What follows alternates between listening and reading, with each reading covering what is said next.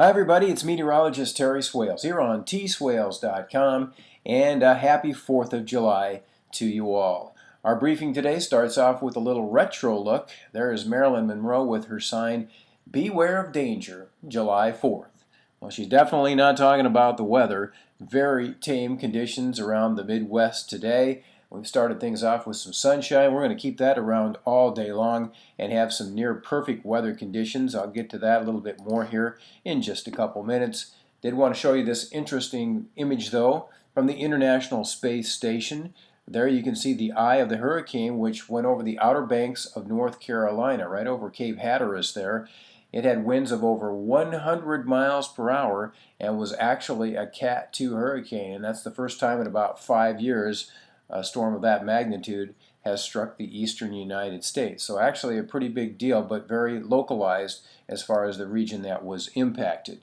Now we switch you right back to the Midwest, and there's the home right in the middle of the picture there. Look at the clear skies throughout Wisconsin, southeast Minnesota, eastern Iowa, into Illinois and Missouri. A nice cool start to the day. Temperatures will steadily warm as we go through the afternoon hours. And here's our hour-by-hour forecast of what you can expect. This is centered on the Quad Cities, but this will be good for just about any region within 200 miles north, south, east, or west. The temperatures actually expected to slowly climb into the upper 70s for highs this afternoon, but if you notice those dotted green lines there, that's the dew points, and they do not get out of the mid-50s today. Some real dry air, and the wind barbs too, indicating winds that'll be out of the south-southeast later on today at under 10 miles per hour. So you take your comfortable temperatures, your low humidity levels, the light winds, all the sunshine we'll be experiencing, and that is a number 10 day. Picture perfect weather conditions. And tonight for fireworks, right around 9 o'clock, looks like temperatures throughout the region should be in the upper 60s to near 70 degrees, and with the light winds should be ideal viewing conditions. I am looking forward to that. In fact, I'll be in Galena to watch the fireworks tonight. That's just a great place to watch fireworks. So much history up there, and on the 4th of July you throw in the fireworks, and that's just a good place to be. So I'm looking forward to that. Now the other weather story is the river here in the Quad Cities.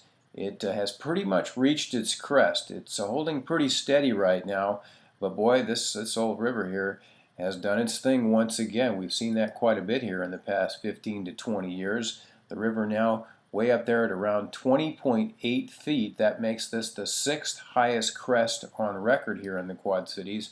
And about 6 weeks ago, this is something that few people saw coming. In fact, this graphic here, which is from the hydrologists at the National Weather Service way back in May, I think this was May 19th, kind of hard to see there, but this is the odds of the river reaching a 20.7 crest. And the actual chance of that happening then was deemed at just 3%. So we clearly bucked the odds, and all the heavy rains we've seen here in the past few weeks, pushing the river to some substantially higher levels than anybody was expecting. And the river's had quite a history of flooding around the Quad Cities. Here's an image from 1965. That was an especially bad flood for the area.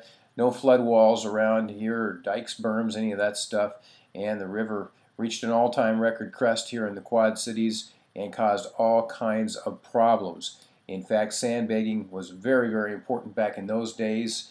And here you can see we even had a little divine intervention. Some nuns came in to help a lot of students from around the region that were let out of school to do some sandbagging. And they did their best to hold the water back, but it was a pretty severe flood. And after that, things really changed. And that's when we started to get the flood walls around many parts of the Mississippi River area.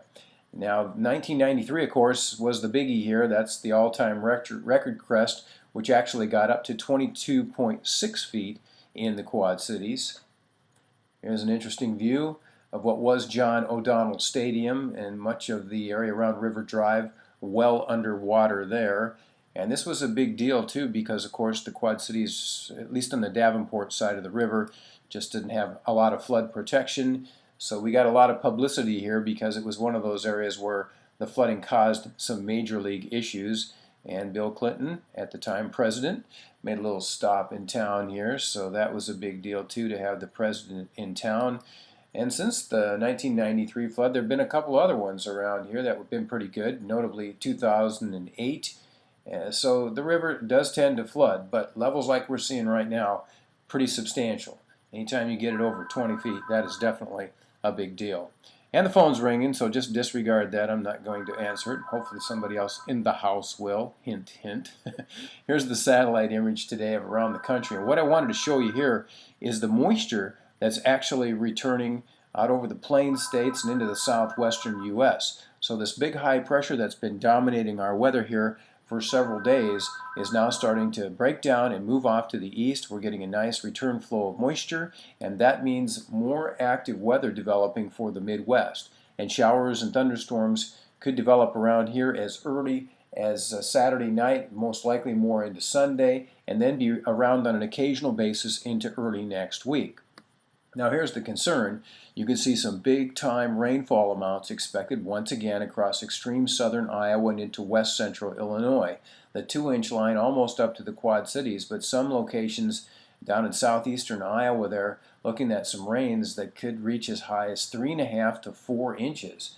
Now if that gets moved a little bit further north in the coming days, that would be a big problem for area rivers in eastern Iowa and western Illinois, and again for the Mississippi. So we are hoping that stays in its general position south of I-80, and hopefully later runs show this a little bit lighter. But there's definitely some concern there for more heavy rains, and we'll be watching that situation closely in the days ahead.